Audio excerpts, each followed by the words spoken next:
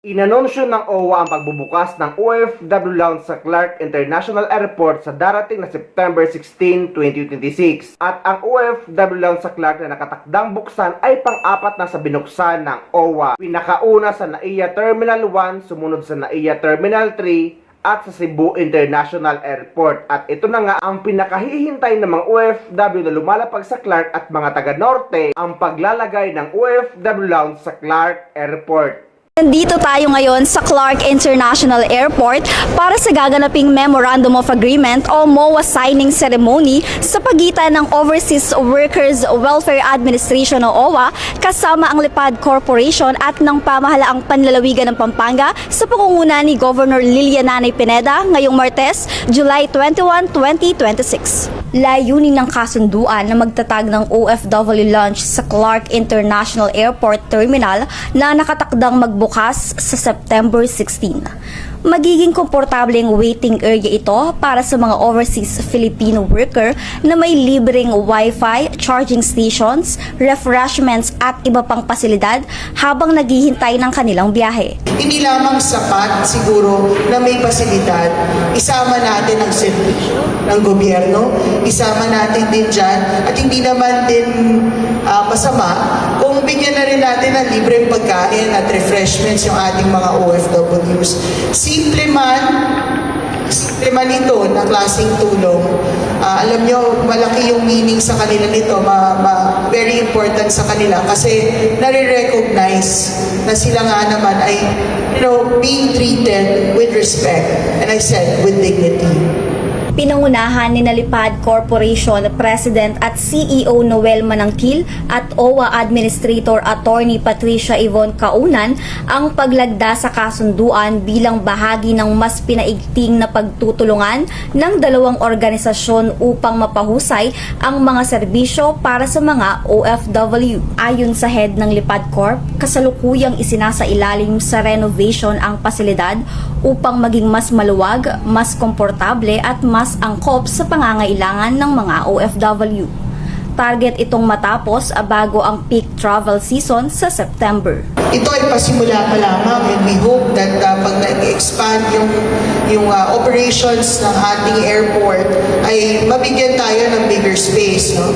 Once we're done with the renovation works, yung ating pong pasilidad can house up to 34 na mga kababayan natin. No? And sa unang yugto ng operasyon, mga OFW ang bibigyang prioridad sa paggamit ng lounge.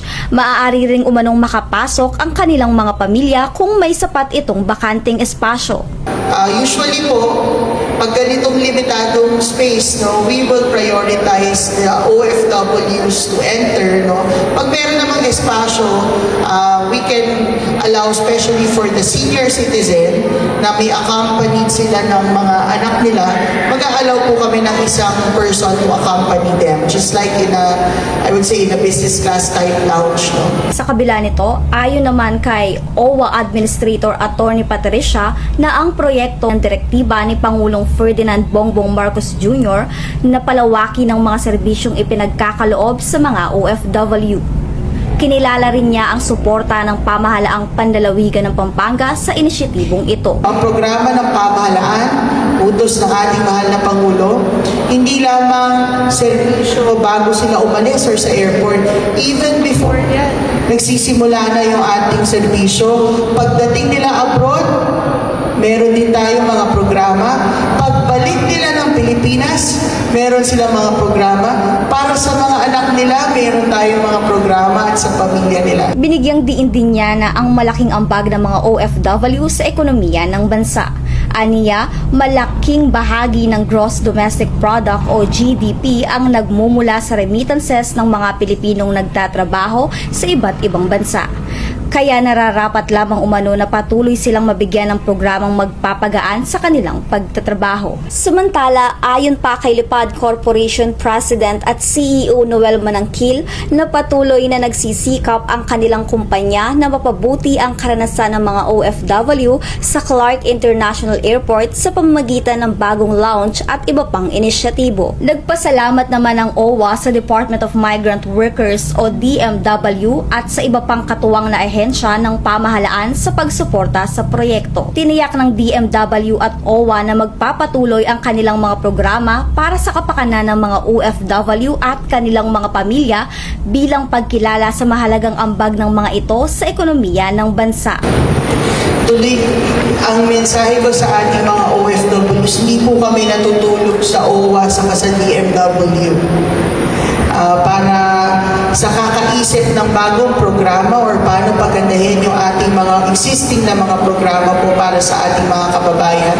Alam nyo, sa international na usapan, tinitingnan ng Pilipinas as the benchmark patungkol sa paano natin tratuhin yung ating mga migrant workers. So very proud tayo to say na first time na magkaroon ng Migrant Workers Lounge sa airports sa Pilipinas. Wala pong ganyan sa ibang airport sa buong mundo.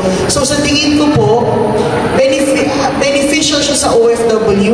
Of course, beneficial din siya sa ating bansa kasi ipinapakita natin yung puso natin para sa ating mga migrant workers. At sa mga issue na lumalabas o nakikita natin sa social media ng mga OFW na hindi pinapapasok sa OFW Lounge para sa kaalaman ng lahat at sa mga hindi pa nakakaalam, ay nagpapatupad ang OFW Lounges ng 6 hours policy. Ibig sabihin guys, hanggat hindi pa 6 hours bago ang flight nyo, ay hindi pa kayo pwede pumasok sa OFW Lounge.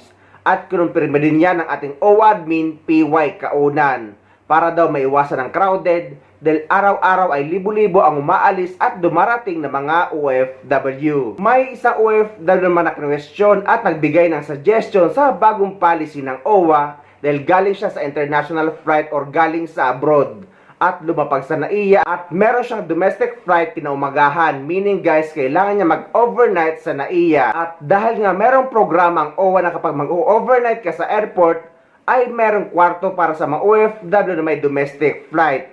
At yun ang pinupunto ni Kabayan. Frontliner. Yes po. Yun lang, Ay, sir. hindi nakakapagyan. Dapat mag-fit pa ka po. Ayun po, meron naman po kami Sino yung nag-choose ng road? Nakaupusin sila? Kami po, sumusunod lang po kami, sir. Correct. Pero dapat may pabot mo yung...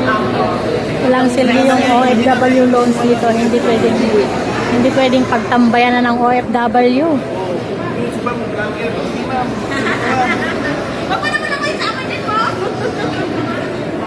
Lalo yung mga minsano ma'am. Siyempre sa OWA. Pwede naman yan, karapatan nyo naman yan. Kasi nagbabayad naman kami ng OWA namin eh. Mali po yung point. Kasi dati, ako taga Davao ako eh. Overnight, nag-overnight ako dito. Oh, last time nangyari yan, dito rin ako nagtambay. Kasi taga-probinsya rin kami. naman namin yung Kasi ma'am, ganito yun. Yung nag-i-stay kasi dyan, nag-overstay. Ngayon yung mga incoming, hindi na makapasok. Kasi nga, puno na. Kaya ginawang gano'n. Ma'am, mali. Ang solusyon ay mali. Palakihin natin. Di ba? Pwede nyo po i-suggest yan. Suggest nyo po, sir. Para... $196 ang binayaran ng amo. Correct. Tapos hindi mo magamit. Kasi mo na po ako 3 hours lalabas ko na. 3 hours lang.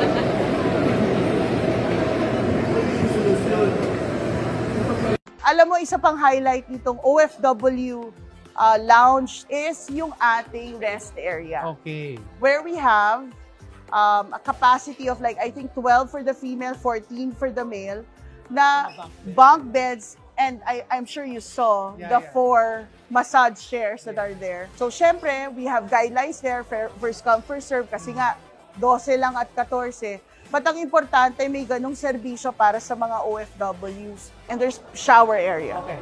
Pagka medyo naaliw-aliw sila dito sa Talibang hindi naman siguro sila maiiwan ng flight nila. Delikado maiwan. Hindi sila maiwan ng flights nila dahil napakadaming monitor na in-install at real-time yan, showing you the updates and status of the flight. And also, somewhere there is our OWA e-card station. So it's a government ID.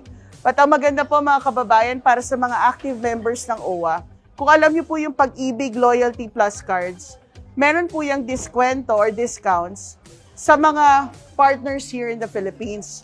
Pero ang OWA e-card, hindi lamang sa Pilipinas ang diskwento, but all over the world sa iba't iba nating mga posts, no? Actually, sa personal kong opinion, para sa akin lang, ay okay lang din naman na mayroong 6 hours policy para hindi talaga maging crowded. At kahit masakit ito sa maraming OFW, ay limited lang naman talaga ang space sa OFW lounge. Pero ang kinakasama lang ng loob nila na kahit wala namang daw tao or kokonti ang tao ay hindi sila pinapapasok. At yung mga incoming OFWs nga daw ay hindi na pinapayagan dahil hinahanapan sila ng boarding pass at ng UEC. May pahayag naman dyan ang ating OAdmin PY Kaunan kaya sila nagpatupad ng 6 hours policy dahil nga daw araw-araw ay libo-libo ang mga dumarating at umaalis ng mga OFW at gumagamit sa OFW lounge. Bayani raw ang tawag nila, ngunit puso ko'y tahimik na lumuluha. Sa bawat padalang sahod at pangako,